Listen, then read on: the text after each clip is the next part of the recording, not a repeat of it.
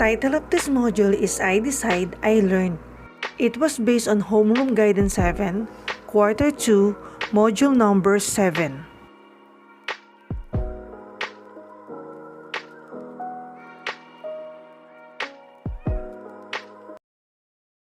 Learning Objectives. At the end of this module, you are expected to: first, identify steps in making sound decisions. 2. Construct your own appropriate steps to make a sound decision. For number 3, analyze possible outcome in making decision for common good. And for number 4, value the importance of being responsible in making personal decisions. Introduction. Making choices is one of the basic things you do every day. You make choices everywhere, at home, in school, and in the community. You as a person need to decide and choose the right and best choice in life and career. But somehow, it is hard to decide on your own because there are different factors that influence your decision. In this module, try to appreciate the role of your teachers, parents, and other significant persons in your life in identifying the different steps in decision making. Let's try this. Think what kind of decision maker you are. Do you decide based on your feelings? Or you take enough time to think about it first? Are you someone who asks opinions of others like your parents, siblings, friends, and trusted adults? Think of 2 or 3 personal experiences that support your thought. After 10 minutes, face the mirror and tell what kind of decision maker you are. Tell why you should maintain or change your ways of deciding. After the activity, answer the following questions on a sheet of paper. Now, here are the processing questions. Number 1, how do you feel about your answer and why? For number 2, based on your answers in the activity, how do you make decisions? And number 3, why do you need to be aware on how you make decisions? Will it help you in your future situations? Let's explore this. Help Betty by identifying her problem and by providing as many possible helpful situations as you can. Use the given template as your guide. Do this in a clean sheet of paper. Now let's help Betty. Betty is having a hard time thinking how she can still continue her studies now that her family is facing a health crisis. Her mother tested positive for COVID-19 and has a diabetes, while her father could not even work since his employer retrenched him. She cannot focus anymore in her lessons as she's worried about their situation. Now let's help Betty. Complete the template. Give many solutions as you can.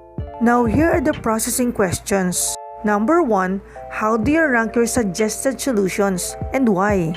For number 2, what are the advantages and disadvantages of your top suggested solution? And number 3, it is something worth pursuing, then why?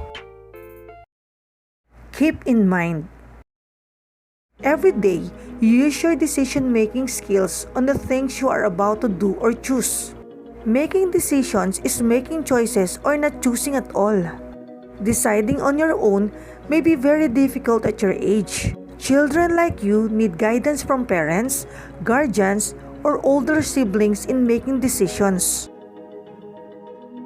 People have experienced making good and bad decisions, and it is helpful to learn from it and move on.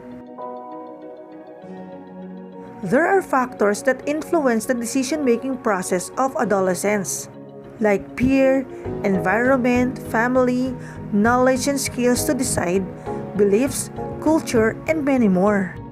In some studies, the psychological and social factors most of the time have great effect on decisions of adolescents like you.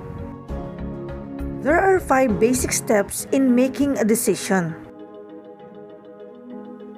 Number 1, define the problem.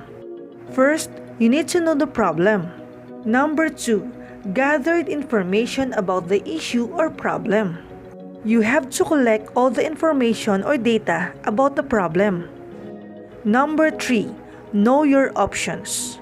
Just remember, there are always lots of options in every situation. Number 4. Weigh the pros and cons of each option. Always consider the possible outcome. And for number 5, take the courage to decide and act on it. Just stand on your decision. If the issue or problem is not solved, go back to your step number 1 and follow the other steps again until you succeed. Always remember that you are a work in progress. If you fail, the only way up is to stand and try again. Take your failures as opportunities to become better. As American inventor Thomas Edison said, "I have not failed. I just found 10,000 ways that won't work." You can do it. Think of a past or present problem that you are comfortable to share with your homeroom guidance teacher. Try to apply the 5 basic steps in making a decision.